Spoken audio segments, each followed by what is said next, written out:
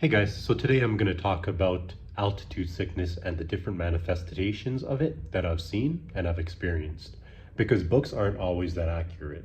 What I've learned as I've gotten out into the world is that there's often deviations, and altitude sickness can kill you if you are not prepared for it. So, the first time I ever experienced altitude sickness was when I came to Bogota for the first time. And for a week after that, I was sleeping like most of the day in order to acclimate to that. The second time I experienced it was actually at Rainbow Mountain in Peru. I had gotten to the top and I got really sleepy.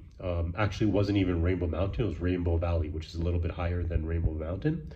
And I just felt really sleepy. I just wanted to lie down and take a nap, but I didn't. And as I got lower, my energy started coming back. There was another girl that was there, and she just started screaming because the pressure had built up in her head, and she just couldn't handle it, right? And she started crying on the spot, just crying for like hours and hours. So she had only made it halfway up, right? Um, Another experience that I've heard secondhand, I've never actually seen this, was a girl that I knew that went to Machu Picchu. She stepped off the plane, which isn't even at the 2,500 mark. It's actually a little bit lower. She stepped off the plane after getting there and she fainted right away. And then they had to take her to the hospital. Um, Another experience that I've heard secondhand actually was Yuripaja, which is like the second highest mountain in Peru, I believe. I had a friend that was doing outdoor mountain climbing, and he said as he got higher, he actually started seeing flying cheesecakes because he started hallucinating from the low air pressure. That's the actual symptom that you don't really hear about in the medical books, right? At Mount Everest Base Camp, when I was actually going there, I actually had a pretty rough trek up it because I soloed it, right? As I got higher, I got a migraine behind my eye that was pretty bad, right? My mind naturally slowed down. I wasn't as quick as usual. And that was the first time I experienced a cold and cough, right? I was sleepy. I got incredibly sleepy, but I just pushed through it and took my acclimation days. And then for a few months after that, because I had a rough trek, right? Like I didn't take altitude sickness medication till I got higher up. I didn't take it prophylactically and stuff. So I took cellular damage, right?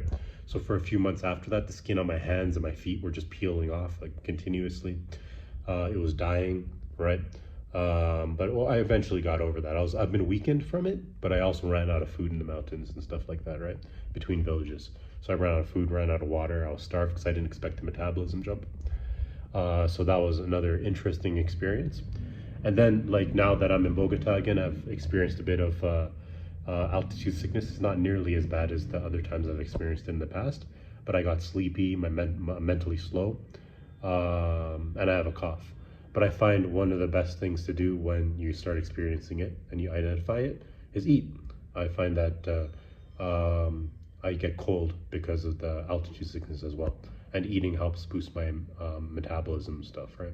Because you burn off more calories. But yeah, those are a couple of experiences of altitude sickness I've experienced firsthand and heard from other people secondhand, right? So enjoy. And if you ever experience it, now you'll know that it sometimes deviates from the books. And stay safe.